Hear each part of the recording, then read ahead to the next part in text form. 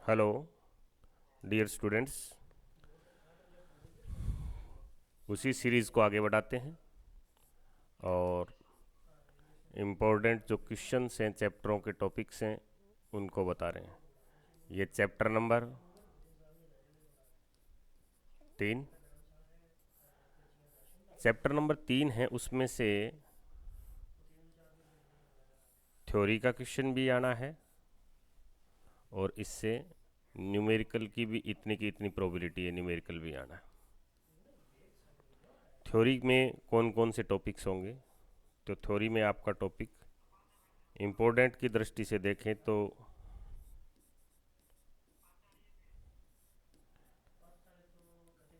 Kirchhoff laws, Kirchhoff के नियम,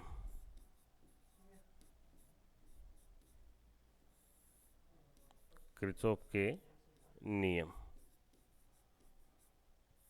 Kirchhoff के दो नियम हैं, फर्स्ट और किर्चॉफ का सेकंड। किर्चॉफ रूल फर्स्ट और किर्चॉफ रूल सेकंड। किर्चॉफ का फर्स्ट रूल है, it give information about the current. ये धारा के बारे में सूचना देता है। किसी संधि बिंदु के ऊपर धारा का बीजगणितीय योग शून्य होता है। Algebraic sum of current on junction point is always zero. Second आपको कहता है it give the information about the voltage. ये आपको वोल्टेज के बारे में सूचना देता है। इस नियम के हिसाब से किसी बंद परिपथ में प्रतिरोधों के सिरों पर विभवांतर और उसमें लगे हुए सेलों के सिरों पर विभवांतर का बीजगणितीय योग शून्य होता है। जो बच्चे कम स्टेटमेंट याद कर पाते हैं वो, ये मैथमेटिकली फॉर्म है दोनों की। किर्चॉफ का first law sigma I is equal to zero, Kirchhoff का second law sigma V is equal to zero. ये वी दो का है, एक सेल का है, एक रजिस्टर्स का है। फर्स्ट के अंदर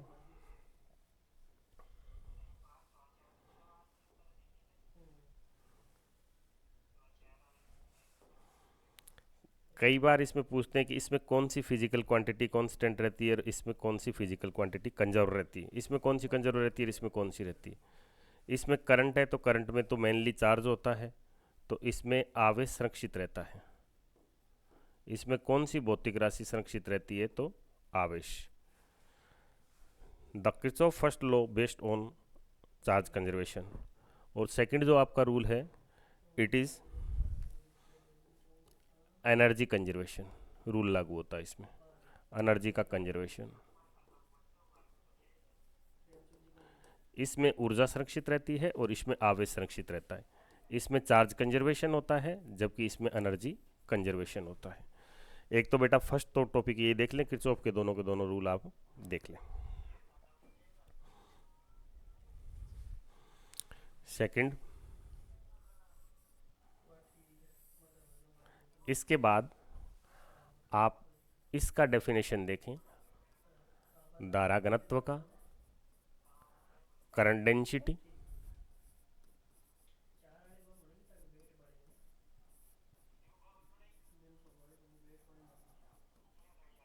करंट डेंसिटी।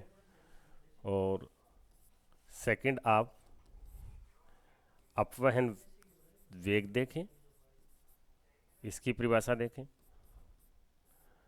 ड्रिफ्ट वेलोसिटी,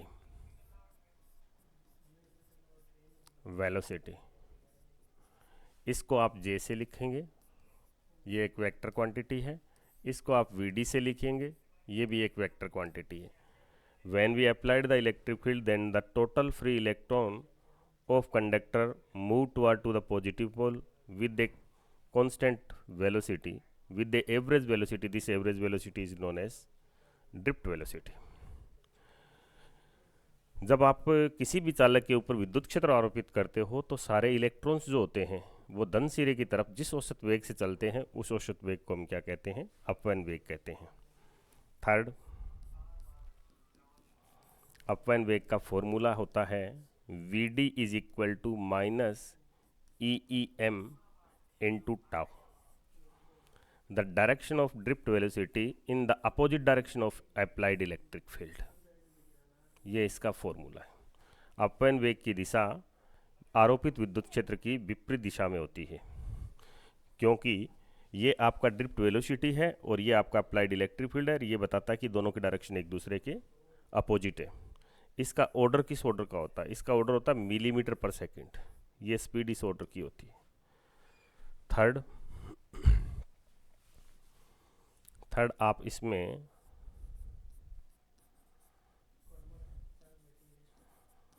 ओम के नियम का सदिश रूप या सदिश equation, vector form of Ohm's law, J is equal to sigma E. ये फॉर्म जरूर देखें आप। एक बेटा ये देख लें आप, मोबिलिटी गतिशीलता,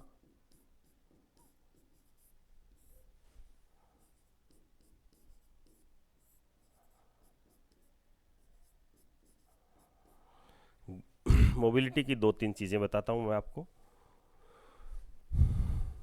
drift velocity is directly proportional to the applied electric field. Drift velocity is directly proportional to the applied electric field. It means the ratio of drift velocity and the electric field remaining constant. This constant is known as mobility. अपवहन वेग का मान आरोपित विद्युत क्षेत्र के समानुपाती होता है, अतः इन दोनों का अनुपात क्या रहेगा? एक constant. This constant is known as mobility. इस कांस्टेंट को ही हम मोबिलिटी बोलते हैं.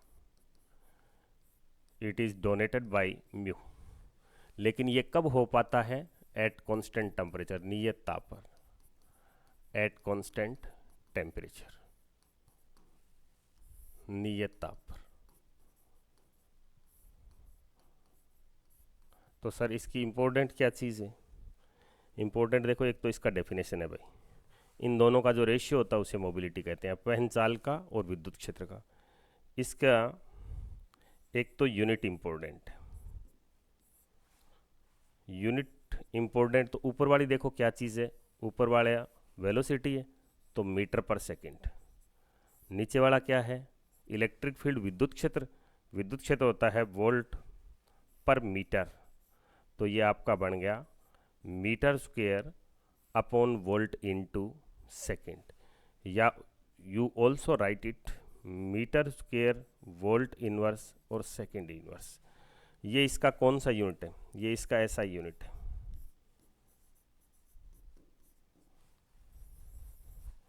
दूसरा इसका एक प्रैक्टिकल यूनिट होता है. Practical unit. प्रैक्टिकल यूनिट में केवल इतना याद रखना है कि यहाँ मीटर की जगह आपको केवल सेंटीमीटर यूज करना है. If you write the practical unit of mobility then you write that centimetre square, बाकी as it is volt inverse और सेकंड इनवर्स. ऐसा क्यों सर? क्योंकि ड्रिफ्ट वेलोसिटी का मान बहुत ही कम होता है, तो इलेक्ट्रॉन मीटर ऑर्डर में नहीं चलता, वो मिलीमीटर या सेंटीमीटर ऑर्डर में चल पाता है. और इन दोनों का रिलेशन एक आपके एनसीईआरटी बुक में दिया गया है, दैट इज़ वेरी इंपॉर्टेंट. वो रिलेशन क्या है? वो रिलेशन है कि मोबिलिटी का यानी गतिशीलता का ऐसा यूनिट ऑफ मोबिलिटी इज 10 का power 4 times of practical unit of mobility.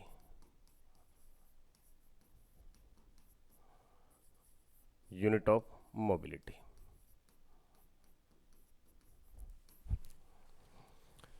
Hindi में ये होगा कि गतिशीलता का एसआई मात्रक 10 की पावर 4 गुना होता है गतिशीलता की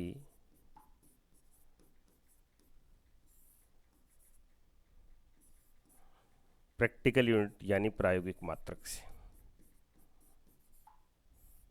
प्रायोगिक मात्रक से. एक इसका याद रखें, mobility always positive. Mobility always positive, गतिशीलता हमेशा धनात्मक होती है, मोबिलिटी इज ऑलवेज पॉजिटिव। ये डेफिनेशन करेंगे। और 2017 में आया था, 2017 में, 2017 में। और ये टीचर्स का फेवरेबल रहता है कि ओम के नियम की सीमाएं पूछी जाए आपसे। सीमाएं, लिमिटेशंस ऑफ ओम्स लॉ,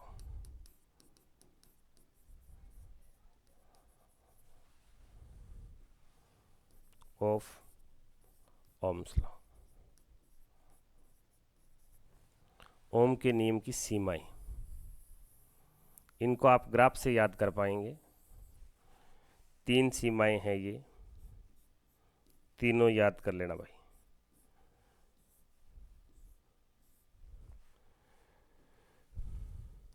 जो ओम के नियम की पालना करते हैं उन्हें ओमिक डिवाइस बोलते हैं। ओमिक डिवाइस या ओमिक चालक बोल देते हैं, ओमिक कंडक्टर्स। जैसे आपके ऑल मेटल्स हो गए एट नॉर्मल टेम्परेचर, को आपका कॉपर हो गया, एल्यूमिनियम हो गया, सिल्वर हो गया, अर्जेंटम यानी सिल्वर हो गया। और जो ओम्स लॉ को ओबे नहीं करती, they are known as non ohmic device या non ohmic conductor, non ohmic conductors. जो सेमी कंडक्टर होता है वो नॉन ओमिक होता है। तो इसमें आप एग्जाम्पल, बेस्ट से बेस्ट एग्जाम्पल ले सकते हैं डायोड का, डायोड या ट्रांजिस्टर।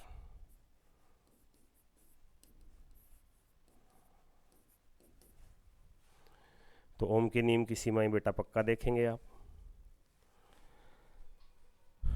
इसके बाद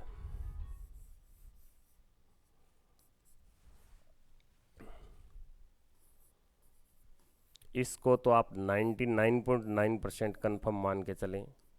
व्हाइटस्टोन ब्रिज कन्फर्म कैसे? एक तो इसका डेरिवेशन कंप्लीटली याद करना आपको, डेरिवेशन, व्हाइटस्टोन ब्रिज का सिद्धांत निकालना, ये सिद्ध करना R1/R2 is equal to R3/R4। ये व्हाइटस्टोन ब्रिज का प्रिंसिपल है। इंग्लिश में बताऊं तो ratio of the resistance they are connect in the ratio arms is equal to the ratio of resistance they are connect in the known arm and unknown arm. Wheatstone bridge के सिद्धांतानुसार अनुपातिक भुजाओं में लगे प्रतिरोधों का अनुपात ज्ञात भुजा तथा अज्ञात भुजा में लगे प्रतिरोधों के अनुपात के बराबर होता है। ये याद रखें। और एक छोटा क्वेश्चन है कि व्हाइटस्टोन ब्रिज के सिद्धांत पर काम करने वाली किसी युक्ति का नाम लिखो। तो भैया ये मीटर सेतु है, metre bridge. Metre bridge a device that is working on the principle of Wheatstone bridge. छोटा क्वेश्चन है ये। मीटर ब्रिज एक डिवाइस है जो व्हाइटस्टोन ब्रिज के प्रिंसिपल पे काम करती है। ये इम्पोर्टेंट एक तो डेरिवेशन के हिसाब से है और दूसरा इसका इम्पोर्टेंस है न्यूमेरिकल के हिसाब से। सिंपल न्यूमेरिकल बताता हूँ मैं एक आपको, बाकी न्यूमेरिकल के वेरिएशन बहुत सारे हैं इसमें। व्हाइटस्टोन ब्रिज बैलेंस है या अनबैलेंस है, ये देखने का तरीका क्या है।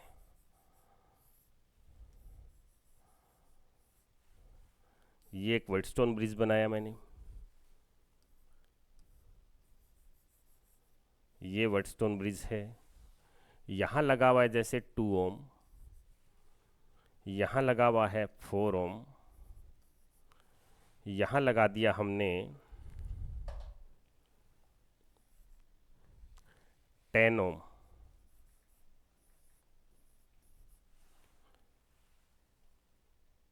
और यहाँ लगा दिया हमने 5 ओम।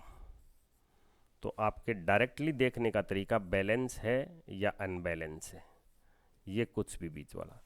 तो बेटा आपको करना क्या है, आपको करना ये है कि बैलेंस के लिए ये देखें, इसका और इसका गुणा, आमने सामने का गुणा, 2 इंटू 10 20, ये देख लें 4 इंटू 5, ये भी 20, इसका मतलब बैलेंस है। अगर ऐसे तिरछा गुणा बराबर आ जाता है तो ये बैलेंस है। सबसे इजी तरीका ये देखने का। सेकंड आप ऐसे देख सकते हैं, एक ही याद रखोगे तो बेटर रहेगा।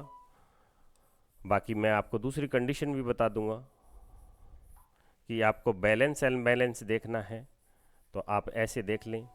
अभी जो लिया था वही वापस ले रहा हूँ मैं। 2 ओम, 10 ओम, 4 ओम, 5 ओम। अब जब आप व्हाइटस्टोन ब्रिज का डेरिवेशन पढ़ते हैं तो आप ये पढ़ते हैं, ये R1 होता है, ये R2 होता है, ये R3 होता है और ये R4 होता है। According to the principle of Wheatstone bridge, sir बीच वाला नहीं बनाया। अगर बैलेंस होगा तो बीच वाला वर्किंग में ही नहीं होगा, कितना ही हो चाहिए। ये एटॉम लिया था मैंने। R1 upon R2 is equal to बैठना चाहिए R3 upon R4। R1 upon R2 का रेशियो देखो, ये R1 है, ये R2 है, तो 2 divide by 4 is equal to R3 by R4 5 upon 10। क्या ये दोनों बराबर हैं? यस। 2 ने 4 को मारा 1/2, 5 ने 10 को मारा 1/2, इसका मतलब बराबर हो रहे हैं, बैलेंस है। आप बैलेंस ऐसे देख लें, इसको इससे गुणा करें, इसको इससे गुणा करें, बराबर आ जाता है तो वेल एंड गुड, बैलेंस, वरना unbalance. When the Wheatstone bridge in balance then बीच वाला वर्क नहीं करेगा, अगर अनबैलेंस है तो बीच वाला वर्क करेगा। इस पे कैसा क्वेश्चन आपसे पूछा जाए तो देखो, लेटेस्ट ईयर में आया हुआ एक क्वेश्चन बता रहा हूं मैं आपको। हाँ, डाटा मिसमैच हो सकते हैं लेकिन क्वेश्चन का पैटर्न यही था। 2 ओम एक्स ओम या R, 5 ओम 15 ओम। बताओ ये बैलेंस होगा तो x का वैल्यू क्या होगा? आपके ऑप्शन बना दिए गए, A, B, C, D। इसको देखें आप, तो सर ने क्या बताया, इन दोनों का गुणा करो, कितना आया? 15 दूआ 30, तो इनका जोड़ भी 30 बैठना चाहिए। तो 5 को किससे गुणा करें कि 30 हो जाए? 6 से। तो 5 6 के 30, तो x का मान 6 आ गया। ये जिस भी ऑप्शन में होगा उसको अपने लॉक कर देंगे, ओके कर देंगे। वरना आप ऐसे निकाल लो बेटा। अगर आप ऐसे डायरेक्ट नहीं देखते हो, then you apply R1 upon R2 is equal to R3 upon R4। R1 upon R2, ये R1 होता है, ये R2 है, तो 2/x इज इक्वल टू, ये कितना है? 5/15। क्रॉस मल्टीप्लाई कर दो, 5 को x से किया देन 5x, 2 को 15 से किया 30, तो what is the value of x? 30/5, divide दिया, वेरी इजी डिवाइड, 6 ओम। अगर ऐसा आ जाता है तो ये मान के चलें आपकी लॉटरी लग जाएगी, और लॉटरी में आपको जो भी नंबर होगा, एक नंबर तो एक नंबर मिल जाएगा। किरचॉफ के रूल पढ़ें, व्हाइटस्टोन ब्रिज पढ़ें, ओम की लिमिटेशंस पढ़ें, और अपवहन वेग पढ़ें, मोबिलिटी पढ़ें, और ओम के नियम का वो जो वेक्टर फॉर्म है वो आप पढ़ लें। इंग्लिश में बात करूं तो किरचॉफ्स रूल्स पढ़ें, ड्रिफ्ट वेलोसिटी की डेफिनेशन, मोबिलिटी की डेफिनेशंस, और vector form of the Ohm's law पढ़ें, व्हाइटस्टोन ब्रिज का डेरिवेशन पढ़ें, और व्हाइटस्टोन ब्रिज बेस्ट जो भी न्यूमेरिकल्स हैं वो पक्का देखें।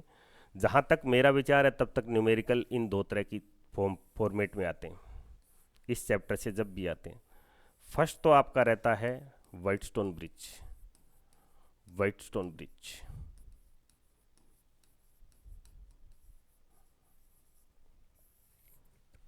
और सेकंड आपका न्यूमेरिकल आता है इस पर, R T is equal to R naught 1 plus alpha T minus T naught, चालकों की ताप पर प्रतिरोधकता।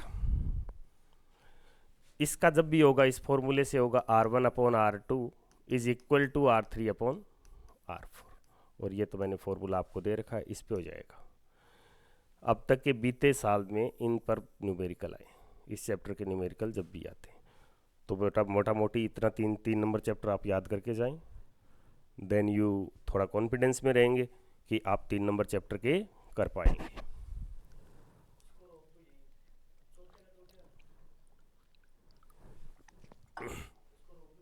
हम्म।